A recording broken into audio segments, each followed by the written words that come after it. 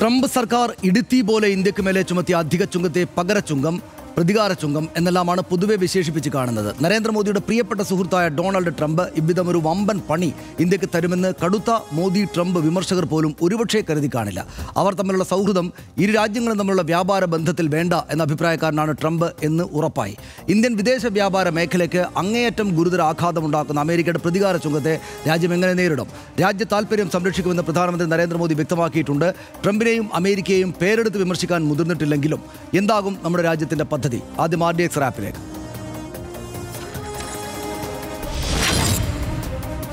ഇന്ത്യയുടെ വിദേശ വ്യാപാരത്തിന് കനത്ത തിരിച്ചടി നൽകുന്നതാണ് അമേരിക്കൻ പ്രസിഡന്റ് ഡൊണാൾഡ് ട്രംപ് പ്രഖ്യാപിച്ച അധിക തീരുവ. സുഗന്ധവ്യഞ്ജനങ്ങൾ ഉൾപ്പെടെയുള്ള കാർഷിക വിളകൾ, ചെമ്മീൻ അടക്കമുള്ള സമുദ്രോൽപ്പന്നങ്ങൾ, കശുവണ്ടി, കയർ തുടങ്ങിയ പരമ്പരാഗത ഉൽപ്പന്നങ്ങൾ, തുണിത്തരങ്ങൾ എന്നിവയുടെ കയറ്റുമതിക്ക് ട്രംപിന്റെ തീരുമാനം കനത്ത പ്രഹരമാകും.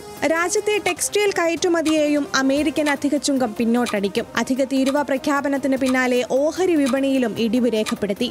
റഷ്യയിൽ നിന്ന് എണ്ണ വാങ്ങി യുക്രൈൻ യുദ്ധത്തിന് ഇന്ത്യ സഹായധനം നൽകുകയാണെന്ന് ആരോപിച്ചാണ് രാജ്യത്തിന് മേൽ ട്രംപ് പ്രതികാര ചുങ്കം ചുമത്തിയത്. എന്നാൽ റഷ്യയിൽ നിന്ന് എണ്ണ വാങ്ങുന്നത് ഉടൻ നിർത്തേണ്ടതില്ലെന്നാണ് ഇന്ത്യയുടെ തീരുമാനം. ഈ സാഹചര്യങ്ങൾക്കിടെയാണ് റഷ്യൻ പ്രസിഡന്റ് വ്ളാഡിമിർ പുടിന്റെ ഇന്ത്യ സന്ദർശനം. ചുങ്കം ചുമത്തിയതോടെ രാജ്യത്തെ കയറ്റുമതി മേഖലയിൽ ഉണ്ടാകുന്ന പ്രതിസന്ധി മറികടക്കാൻ 2000 കോടിയുടെ പ്രത്യേക പാക്കേജ് പ്രഖ്യാപിക്കാനുള്ള ആലോചനകൾ നടക്കുന്നുണ്ടെന്നാണ് പുറത്തുവരുന്ന സൂചന.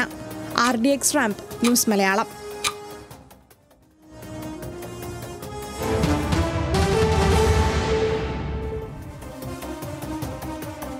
മറ്റു വിവരങ്ങൾ നമുക്ക് ഡാറ്റാ ഷീറ്റിൽ പരിശോധിക്കാം. ട്രംപിന്റെ പ്രതികാര ചുങ്കത്തിന്റെ വിശദാംശങ്ങൾ ഇതാണ്. ജൂലൈ 30 ഇന്ത്യക്ക് മേൽ ചുമത്തിയ 25% തീരുവ 50% അമേരിക്ക ചെയ്തത്. അമേരിക്ക ഏറ്റവും ഉയർന്ന തീരുവ ചുമത്തുന്ന രാജ്യമായ ബ്രസീലിനൊപ്പം ഇന്ത്യയും ഇതോടെ മാറി. ആദ്യം പ്രഖ്യാപിച്ച 25% തീരുവ നിലവിൽ വന്നു. അധിക തീരുവ ഓഗസ്റ്റ് 27 പ്രാബല്യത്തിൽ വരും. ഇന്ത്യൻ ഉൽപ്പന്നങ്ങൾ ഇനി അമേരിക്കൻ വിപണിയിൽ വിൽക്കാൻ ചെലവേറുകയാണ് ഇതിലൂടെ ഉണ്ടാവുക. ട്രംപിനെ പ്രകോപിപ്പിച്ചത് റഷ്യയിൽ നിന്ന് ഇന്ത്യ വൻതോതിൽ ക്രൂഡ് ഓയിൽ ഇറക്കുമതി ചെയ്യുന്നു എന്ന കാര്യമായിരുന്നു. റഷ്യയുടെ എണ്ണ ഏറ്റവും അധികം വാങ്ങുന്ന രാജ്യം. പ്രതിദിനം എത്തുന്നത് 2 ബില്യൺ ബാരലാണ്. യുക്രൈൻ അധിനിവേശ ചെലവിനായി ഇന്ത്യ റഷ്യയെ സഹായിക്കുന്നു ഇതിലൂടെ എന്ന ആരോപണമാണ് ട്രംപ് ഉയർത്തിയത്. ചർച്ചയിലൂടെ വ്യാപാര കരാർ ഉണ്ടാക്കിയാൽ നികുതി ഇളവ് തരാം എന്ന നിലപാട് ട്രംപ് ആദ്യം സ്വീകരിച്ചു. ക്ഷീര കാർഷിക വിപണികൾ അമേരിക്കയ്ക്ക് തുറന്നു നൽകാൻ ഇന്ത്യ പക്ഷേ വിസമ്മതിക്കുകയാണ് ചെയ്തത്. വ്യാപാര ചർച്ച പ്രതിസന്ധിയിലായതോടെ ട്രംപ് ഇന്ത്യക്കുള്ള തീരുവ ആദ്യം 25% ആക്കി. പിന്നീടാണ് ഇന്ത്യ നിലപാടിൽ ഉറച്ചതോടെ തീരുവ 50% കടുപ്പിച്ച് അമേരിക്ക മുന്നിൽ വന്നു. ചൈനയും റഷ്യയിൽ നിന്ന് എണ്ണ വാങ്ങുന്നുണ്ട്. ചൈനയ്ക്ക് ചുമത്തിയ അധിക തീരുവ 30% മാത്രമാണ്. ഉയർന്ന തീരുവയുമായി മുന്നോട്ട് പോയാൽ ഇന്ത്യൻ വ്യവസായങ്ങൾക്ക് തിരിച്ചടിയാകും എന്നതാണ് ഇന്ത്യയെ ബാധിക്കുന്ന രീതി. കയറ്റുമതിയിൽ 40 മുതൽ 50% വരെ ഇടിവുണ്ടാകുമെന്ന ആശങ്കയാണ് നമുക്കുള്ളത്. തുണിത്തരങ്ങൾ, തുകലുൽപ്പന്നങ്ങൾ, ആഭരണം എന്നീ മേഖലകൾക്ക് നഷ്ടമുണ്ടായേക്കുമെന്ന് നമ്മൾ കാണുന്നു. Auto parts, steel, chemical, pharma വ്യവസായങ്ങളെ പ്രതികാര ചുങ്കം വല്ലാത്ത തോതിൽ ബാധിച്ചേക്കും. ടെക്സ്റ്റൈൽ മേഖലയിലെ തീരുവ 63.9% വരെയാകും. ഇന്ത്യയുമായി മത്സരിക്കുന്നവർക്ക് കുറഞ്ഞ തീരുവ മാത്രമേ ഉള്ളൂ എന്നതാണ് കാര്യം. ഇന്ത്യയുടെ മൊത്തം കയറ്റുമതിയിൽ 18% അമേരിക്കയിലേക്കാണ് എന്ന് നമ്മൾ അറിയണം. 2024-25 സാമ്പത്തിക വർഷം ഇന്ത്യ അമേരിക്ക വ്യാപാര ബന്ധം $131.8 ബില്യൺ ഇന്ത്യയുടെ കയറ്റുമതി $86.5 ബില്യൺ, ഇറക്കുമതി $45.3 ബില്യൺ എന്നതാണ് കണക്ക്. രാജ്യത്തിൻ്റെ GDP-യിൽ യുഎസിലേക്കുള്ള കയറ്റുമതിയുടെ സംഭാവന 2% എന്ന് നമ്മൾ അറിയണം. കയറ്റുമതി മേഖലയ്ക്ക് തിരിച്ചടിയാണെങ്കിലും GDP ഉലയില്ല എന്നാണ് വിദഗ്ധർ ഇപ്പോൾ പ്രവചിക്കുകയും പ്രതീക്ഷിക്കുകയും ചെയ്തത്. കേരളത്തെയും ബാധിക്കും ഇത്. രാജ്യത്തെ മത്സ്യക്കയറ്റുമതിയിൽ 14% കേരളത്തിൽ നിന്നാണ് അങ്ങോട്ടേക്കുള്ളത്.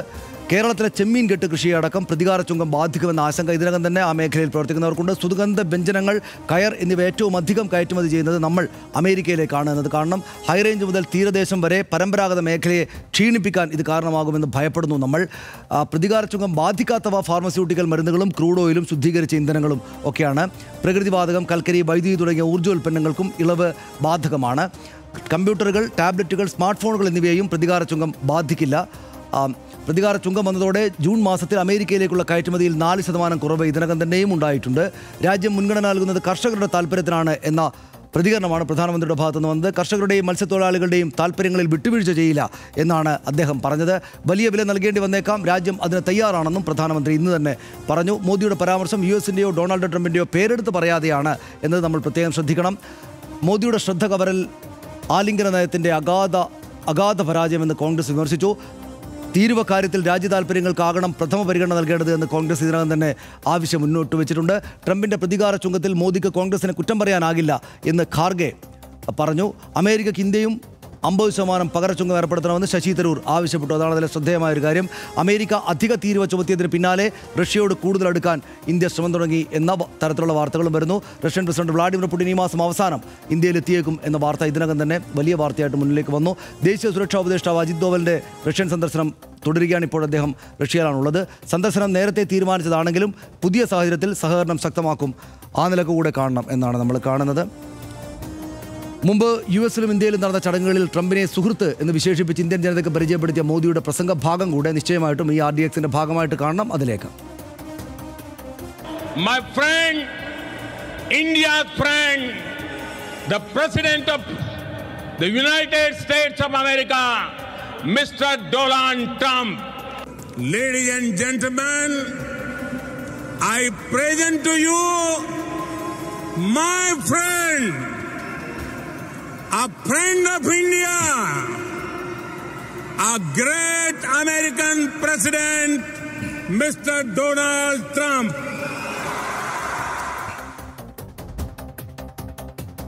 പക്ഷേ ഇത് നമ്മൾ മോഡിയുടെ നമ്മുടെ ഓർമ്മയിലുണ്ട്. പക്ഷേ ഇത് യാദൃച്ഛികമായിട്ട് ഞാനിന്ന് ഫോൺ പരിശോധിക്കുമ്പോൾ അതിനകത്ത് മറ്റൊരു കാര്യം വന്നു. അതായത് തിരുവനന്തപുരത്തൊരു ചങ്ങാതി, ഒരു പ്രായമുള്ള ഒരാൾ അമ്പലത്തിൽ പൂജ നടത്തി.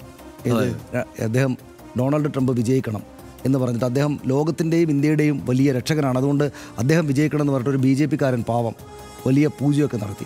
അത് തിരുവനന്തപുരത്ത്, കേരളത്തിൽ തിരുവനന്തപുരത്തെ നടന്നിട്ടുണ്ടാവുള്ളൂ. പക്ഷേ രാജ്യത്ത് പലയിടത്തും അങ്ങനെ വലിയ പൂജകളും കൊട്ടിപ്പാട്ടും സേവയും ഒക്കെ നടന്നിരുന്നു പ്രധാനമന്ത്രി അദ്ദേഹത്തെ പ്രസിഡന്റ് ആക്കാൻ വേണ്ടിയിട്ട്. പക്ഷേ എനിക്ക് തോന്നുന്ന ഒരു കാര്യം എന്താണെന്നറിയോ, കൂട്ടുകാരനായാലും ഇങ്ങനെ വേണം. കാരണം പ്രധാനമന്ത്രി നരേന്ദ്രമോദിയെ പോലെ ആയിരിക്കണം. അദ്ദേഹത്തിൻ്റെ ഒരു സൗഹൃദത്തിൻ്റെ ഗാഢമായ ആ ഒരു തലമുണ്ടല്ലോ, അത് നമുക്ക് വിശേഷിപ്പിച്ചാലും എത്ര വിശേഷിപ്പിച്ചാലും മതിയാവില്ല. കാരണം ഇപ്പോൾ ഇവിടെ ഭീകരാക്രമണവുമായി ബന്ധപ്പെട്ട് ഇന്ത്യ തിരിച്ചടിക്കുന്നു പാകിസ്ഥാനെതിരെ. അതിനുശേഷം എന്താണ് ഈ സംഘർഷ സാധ്യതയ്ക്ക് അയവ് വരുത്തിയത് ഞാൻ ഇടപെട്ടിട്ടാണ്, ഈ വെടിനിർത്തൽ ഉണ്ടായത് ഞാൻ ഇടപെട്ടിട്ടാണ് എന്ന് ട്രംപ് ആവർത്തിച്ച് പറയുന്നുണ്ട്. പാർലമെൻറ്റിലടക്കം രൂക്ഷമായി ഈ കാര്യത്തിൽ പ്രധാനമന്ത്രി മറുപടി പറയണമെന്നാവശ്യപ്പെടുമ്പോഴും ട്രംപിൻ്റെ പേര് പറയാതെ കാത്തു. അത് ചെറിയ കാര്യമല്ല. മികച്ച സുഹൃത്ത്. ഇത്രയും സൗഹൃദം അതൊക്കെ വേറെ എങ്ങും കിട്ടത്തില്ല ഇങ്ങനെ ഒരു സുഹൃത്തിനെ. അത് മാത്രമല്ല, ഇപ്പോൾ ഈ 50% പ്രതികാര ചുങ്കത്തിലേക്ക് ഇന്ത്യയെ തള്ളിയിട്ടിട്ടുണ്ട്. പ്രധാനമന്ത്രി ഉറച്ച ശബ്ദത്തിൽ അദ്ദേഹം ഇന്ത്യയുടെ നിലപാടുകൾ പറഞ്ഞിട്ടുണ്ട്. അതൊക്കെ തെറ്റില്ലാത്ത കാര്യമാണ്. കാരണം ഞാൻ കർഷകർക്കൊപ്പം നിൽക്കുമെന്നും ഞാൻ ഇവിടുത്തെ കർഷകരുടെയും മത്സ്യത്തൊഴിലാളികളുടെയും ഒക്കെ ഭാവിയെ കരുതി തന്നെയായിരിക്കും മുന്നോട്ട് പോവുക, രാജ്യം അതിനെ നേരിടാൻ തയ്യാറാണെന്നൊക്കെയുള്ള ഉറച്ച വാക്കുകൾ പറയുമ്പോഴും ഒരു വാക്കുകൊണ്ട് പോലും ട്രംപിനെ നോവിക്കാൻ അദ്ദേഹം തയ്യാറായില്ല. മികച്ച സുഹൃത്ത്. അത് ആ സൗഹൃദത്തിനും പകരം വെക്കാൻ പറ്റും. അതാണ് കാരണം, അതിന് സമാനതകളില്ല. കാരണം അത് പറയാതെ നമുക്ക് മുന്നോട്ട് പോകാൻ കഴിയില്ല.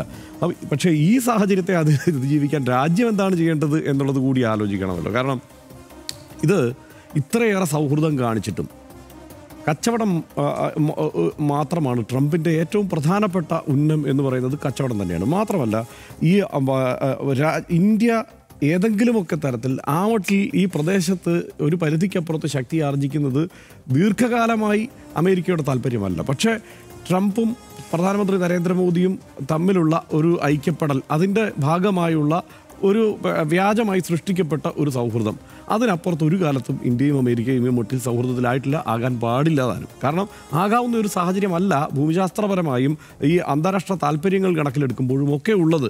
അവരെ സംബന്ധിച്ചിടത്തോളം ദുർബലമായ ഒരു പാകിസ്ഥാൻ, ആ പാകിസ്ഥാനെ ഊറ്റാൻ പറ്റുന്ന പല സാധ്യതകൾ, ഇന്ത്യയുടെ ചുറ്റും കിടക്കുന്ന പല രാജ്യങ്ങളെ ആ നിലയ്ക്ക് ദുർബലമാക്കി നിലനിർത്തുകയും അവർ നേരിട്ട് അവർക്ക് ഇടപെടാൻ കഴിയുന്ന തരത്തിലുള്ള രാജ്യങ്ങളാക്കി നിർത്തുകയൊക്കെ ചെയ്യുന്നത് തന്നെയാണ് വിശാലമായ താല്പര്യത്തിൽ അല്ലെങ്കിൽ ദീർഘകാല ലക്ഷ്യത്തിൽ എപ്പോഴും അമേരിക്കയ്ക്ക് നല്ലത്. മറ്റൊന്ന്, നിരന്തരം ഇന്ത്യയെയും ചൈനയും ഇതൊക്കെ ആയിരിക്കുമ്പോൾ തന്നെ ഇന്ത്യയും ചൈനയും തമ്മിലുള്ള ശത്രുത നിലനിർത്താനുള്ള പണിയും കൂടി എടുക്കുക. ഇതെല്ലാം ഒരുമിച്ച് കൊണ്ടുപോകാൻ കഴിയുന്നു അമേരിക്കയ്ക്ക് എന്നുള്ളതാണ് പ്രശ്നം. കാരണം ഈ സാഹചര്യമൊക്കെ മാറി ബ്രിക്സിൻ്റെ വരവോടെ ഇന്ത്യയും റഷ്യയും ചൈനയും ഒക്കെ കൂടി മറ്റൊരു സഹകരണത്തിൻ്റെ വേറൊരു തലം തുറക്കുന്നു എന്നും വേണമെങ്കിൽ അവരൊരു കറൻസി തന്നെ പുതുതായി തുടങ്ങാൻ ആലോചിക്കുന്നുവെന്നും യൂറോയ്ക്ക് സമാനമായി മറ്റൊന്ന് കൂടി വരുന്നുവെന്നും അങ്ങനെയൊക്കെ ഡോളറിൻ്റെ ഒരു മേൽക്കൈ നഷ്ടപ്പെടാൻ സാധ്യതയുണ്ടെന്നുമൊക്കെ ഇതൊക്കെ ഈ ഉടനെ നാളെ സംഭവിക്കാനിരിക്കുന്ന കാര്യങ്ങളല്ല, എപ്പോഴെങ്കിലും സംഭവിച്ചേക്കും എന്നുള്ള ഒരു മുൻകാഴ്ച കൂടി ഡൊണാൾഡ് ട്രംപിനുണ്ട്. അതുകൊണ്ട് കൂടിയാണ് അമേരിക്കയുടെ താല്പര്യങ്ങൾ മുൻനിർത്തിക്കൊണ്ട് ട്രംപ് ഈ മട്ടിൽ ഇടപെടുന്നത്. പക്ഷേ ഇത് അമേരിക്കയുടെ തൊട്ടടുത്ത താല്പര്യങ്ങളല്ല. ട്രംപിന് തന്നെ ഇത് വേറൊരു തരത്തിൽ തിരിച്ചടിയാകും. കാരണം അവിടെ പ്രാദേശികമായി വിലക്കയറ്റമൊക്കെ ഉണ്ടാവാൻ സാധ്യതയുള്ള തീരുമാനങ്ങളാണ് ഈ എടുക്കുന്നത്. പക്ഷേ ഒരു കാര്യം നമ്മൾ ശ്രദ്ധിക്കണം, ഇന്ത്യയുമായി മത്സരത്തിലുള്ള ചില രാജ്യങ്ങൾ, ഇപ്പോൾ തുണിത്തരങ്ങളുടെ കയറ്റുമതിയിലായാലും മറ്റ് കാർഷികോൽപ്പന്നങ്ങളുടെ കയറ്റുമതിയിലായാലും ഒക്കെ ഇന്ത്യയുമായി നേരിട്ട് മത്സര രംഗത്തുള്ള ചില രാജ്യങ്ങൾക്ക് തീരുവ കുറച്ച് കൊടുത്തിട്ടുണ്ട്. അപ്പോൾ ആ പ്രശ്നം അവിടെ ഉണ്ടാവാതിരിക്കാനുള്ള ഒരു ശ്രമം അവിടെ നടക്കുന്നുണ്ട്. പക്ഷേ അത്ര എളുപ്പത്തിൽ സാധ്യമല്ല ഇത്. പിന്നെ നമ്മൾ ഇന്ത്യ തീർച്ചയായും ഒരു തിരിച്ചങ്ങോട്ടൊരു പ്രതികാരം ചെയ്തേക്കാം എന്നുള്ള ഒരു തോന്നലും ആ നിലക്കുള്ള ഒരു നടപടിയിലേക്കും ഇന്ത്യ പോകരുത് എന്ന് ആഗ്രഹിക്കുന്ന ധാരാളം ഈ സാമ്പത്തിക വിദഗ്ധരൊക്കെ ഉണ്ട്. അവർ ചിലർ പറയുന്നത് ഞാൻ ശ്രദ്ധിച്ചു. കാരണം അങ്ങനെ പോയി കഴിഞ്ഞാൽ ഒരു വ്യാപാര യുദ്ധത്തിലേക്ക് പോകും. അത് താങ്ങാൻ ഇന്ത്യക്ക് വളരെ പെട്ടെന്ന് പറ്റുമോ എന്നുള്ള കാര്യത്തിലൊരു സംശയമുണ്ട്. അപ്പോൾ ഒരു വ്യാപാര യുദ്ധത്തിലേക്ക് പോകാതെ എന്നാൽ ഉറച്ച് ഇന്ത്യയുടെ പ്രശ്നങ്ങളും ആവശ്യങ്ങളും അവതരിപ്പിച്ചുകൊണ്ട് നമ്മൾ പുതിയ സാധ്യതകൾ തേടുക. ഇന്നിപ്പോൾ ആനന്ദ് മഹീന്ദ്ര പറഞ്ഞു, ഇതൊരു സാധ്യതയാണ്, ഇതൊരു അവസരമാണ്, നമുക്ക് പുതിയ കാര്യങ്ങൾ അന്വേഷിക്കാൻ പറ്റും. ഇത് അപ്പോൾ കുറച്ചൊരു തിരിച്ചടി ഉണ്ടെങ്കിലും നമ്മൾ പുതിയ സാധ്യതകൾ തേടുക, പുതിയ സഖ്യങ്ങൾ ഉണ്ടാക്കുക, യൂറോപ്യൻ യൂണിയനുമായിട്ടുള്ള ചർച്ച കൂടുതൽ സജീവമാക്കുക, റഷ്യയുമായിട്ടുള്ള സഹകരണം മെച്ചപ്പെടുത്തുക, ചൈനയുമായുള്ള സഹകരണം മെച്ചപ്പെടുത്തുക. ചൈന ആ നിലയ്ക്ക് തന്നെയാണ് ഇതിനെ അതിജീവിക്കാൻ അവരാകട്ടത്തില്ല.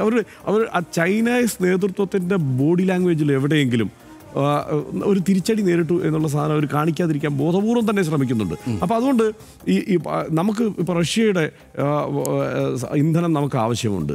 റഷ്യയുടെ ഇന്ധനം ഇറക്കുമതി ചെയ്യുന്ന രാജ്യമാണ് അമേരിക്ക. എന്നിട്ടാണ് റഷ്യയുടെ ഇന്ധനം നമ്മൾ ഇറക്കുമതി ചെയ്തു എന്ന് പറഞ്ഞുകൊണ്ട് അമേരിക്ക ഇന്ത്യക്ക് മേലി പ്രതികാര ചുങ്കം ചുമത്തുന്നത്. അപ്പം അതിനകത്ത് പറയാനുള്ള ഒരു കാര്യം, ഈ അമിതമായുള്ള സൗഹൃദം ഒക്കെ ഒന്ന് ഒഴിവാക്കിയിട്ട് പ്രായോഗികവും യുക്തിഭദ്രവുമായിട്ടുള്ള ഒരു ഇടപാടിലേക്ക് കാര്യങ്ങൾ പോകുന്നതായിരിക്കും നല്ലത്. അതാണ് ഞാൻ പെട്ടെന്ന് അവസാനിപ്പിക്കുന്നത്. നമുക്ക് അടുത്ത വിഷയങ്ങളിലേക്ക് കൂടെ പോകണം. ഞാൻ ഇത് പ്രധാനമന്ത്രി ഇന്ന് പറഞ്ഞല്ലോ, ഇങ്ങനെ ഈ പറഞ്ഞ കർഷകരുടെയും ഒക്കെ താല്പര്യം സംരക്ഷിക്കുന്നത്. അപ്പോൾ ഇങ്ങനൊരു സംഭവം ഉണ്ടായപ്പോൾ നമ്മളെപ്പോലെ തന്നെ ചുങ്കം ചുമത്തപ്പെട്ട മറ്റൊരു രാജ്യമാണല്ലോ ബ്രസീൽ. ബ്രസീലിൻ്റെ പ്രസിഡന്റ് എന്താ പറഞ്ഞത് ഞാൻ സെർച്ച് ചെയ്തു നോക്കി. അപ്പോൾ ബ്രസീലിൻ്റെ പ്രസിഡന്റ് പറഞ്ഞത് എന്താണെന്ന് പറയാം, ഞാൻ വായിച്ചുതരാം. No gringo is going to give orders to this president. അദ്ദേഹം ഇടതുപക്ഷക്കാരനാണല്ലോ. ഇടതുപക്ഷക്കാരായിട്ടുള്ള വിദ്യാർത്ഥികളുടെ എന്തോ ഒരു പരിപാടി പങ്കെടുക്കുമ്പോഴാണ് ഈ ഇതുമായിട്ട് ബന്ധപ്പെട്ട ആദ്യത്തെ പ്രതികരണം നടന്നത്. അപ്പോൾ അദ്ദേഹം പറയാണ്, no gringo is going to give orders to this president. Gringo, അപ്പോൾ ഈ ഗ്രിങ്കോ എന്ന് വെച്ചാൽ എന്താണെന്ന് വെച്ചാൽ സെർച്ച് ചെയ്ത് നോക്കി. അപ്പോൾ സെർച്ച് ചെയ്ത് ഗ്രിങ്കോ എന്ന് വെച്ചാൽ നമ്മൾ യാങ്കി എന്നൊക്കെ പറയില്ലേ ഈ അമേരിക്കക്കാരെ പരിഹസിച്ചുകൊണ്ട്, അതിൻ്റെ ലാറ്റിൻ അമേരിക്കൻ വാക്കാണ് ഗ്രിങ്കോ. ഒരു ഗ്രിങ്കോയും ഞങ്ങൾക്ക് ഈ പ്രസിഡന്റിൻ്റെ മുകളിൽ ഓർഡറൊന്നും തരണ്ട കേട്ടോ എന്നാണ് ഇദ്ദേഹം പറഞ്ഞത്. അവിടെ കൊണ്ട് നിർത്തിയോ ഇല്ല. രണ്ടാമതൊരു വരി കൂടെ ഉണ്ട്. Trump is not the emperor of the world. Trump ഈ ലോകത്തിൻ്റെ ചക്രവർത്തിയാണെന്ന് വിചാരിക്കേണ്ട. അതിശക്തമായിട്ടുള്ള അടിയാണ്. ട്രംപിൻ്റെ പേരെടുത്ത് പറഞ്ഞിട്ട് അവരുടെ അധിക്ഷേപ വാക്ക് കൂടെ ചേർത്തിട്ടാണ് അമേരിക്കക്ക് മറുപടി കൊടുത്തത്. നമ്മുടെ ആളോ, നമ്മുടെ പേര് പറഞ്ഞേട്ടാ. ചൈന എന്താ ചെയ്തതെന്ന് ഞാൻ ചോദിച്ചു. ഞാൻ ചോദിക്കുന്നതിന് മുമ്പ് എനിക്ക് ഓർമ്മ വന്നു, ഹർഷ ഓർമ്മയുണ്ട്, നമ്മൾ ചർച്ച ചെയ്തതാണ്. 125 മറ്റോ അങ്ങോട്ട് ചുമത്തിയപ്പോൾ 145 തിരിച്ചു ചുമത്തി കൊടുത്തു അല്ലേ. വിറക്കാതെ നിന്നു, ടെൻഷൻ അടിക്കാതെ നിന്നു, ഞങ്ങളെ പണിയെടുത്തോളാം എന്ന് പറഞ്ഞു. അതാണോ നമ്മൾ കാണുന്നതെന്ന് നരേന്ദ്രമോദിയുടെ ആരാധകർ കൂടിയായിട്ടുള്ള ആളുകൾ ആലോചിച്ച് നോക്കട്ടെ. ബ്രസീൽ പറഞ്ഞ വർത്തമാനങ്ങളാണോ അദ്ദേഹത്തിൻ്റെ ഭാഗത്തുനിന്നുണ്ടായത്? ആ ഉറപ്പ്, ആ കഠിനത നരേന്ദ്രമോദിക്കുണ്ടായിരുന്നോ എന്ന് അദ്ദേഹത്തിൻ്റെ ആരാധകർ കൂടിയായിട്ടുള്ള BJP-ക്കാർ ആലോചിച്ച് നോക്കട്ടെ. ചൈന നിന്നതുപോലെ വിട്ടുവീഴ്ചയില്ലാത്ത ഒരു തിരിച്ചടി അല്ലെങ്കിൽ ഒരു തോന്നൽ അങ്ങോട്ട് കൊടുക്കാൻ നമുക്ക് സാധിച്ചോ എന്ന് അദ്ദേഹത്തിൻ്റെ ആരാധകരായിട്ടുള്ള ദേശീയവാദികൾ ആലോചിച്ച് നോക്കട്ടെ.